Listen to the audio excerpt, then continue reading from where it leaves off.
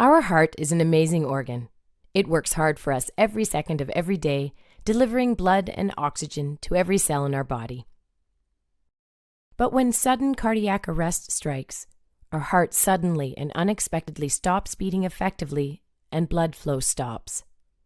Without any intervention, the brain, vital organs, and our heart will begin to die. Beginning CPR is the person's only chance of survival. Brain damage will start to set in within 4 minutes, and after 10 minutes, brain damage becomes irreversible.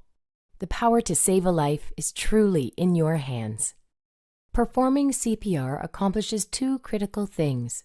1, compressions move oxygenated blood to the brain to keep the brain alive. And 2, compressions keep blood and oxygen moving to the heart muscle itself, so that it has the best chance of resuming a normal electrical rhythm after a shock is delivered.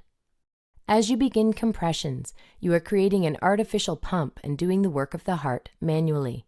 With each good, effective compression, you are building up pressure in the system, which will move blood around the heart and up to the brain. It does take time to get the blood moving with CPR, so it is very important to push hard and push fast to build the pressure up, which keeps blood going to the brain. Pushing down at least 2 inches allows for the heart to be squeezed and blood to move out. Pushing at a rate of 100 to 120 compressions per minute is necessary to keep blood pumping.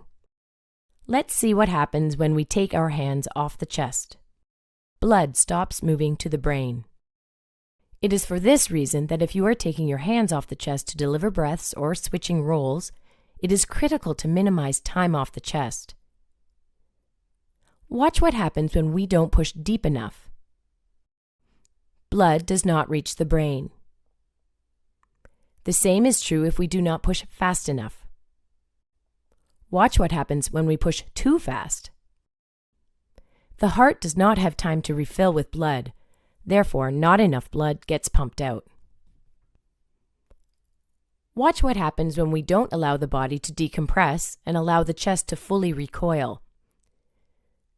The heart does not have a chance to refill with blood, therefore no blood gets pumped out.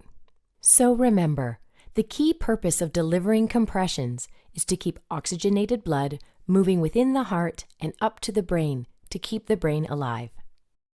We need to push hard and push fast in the center of the chest.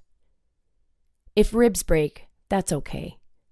What's not okay is allowing the brain to die from a lack of oxygen.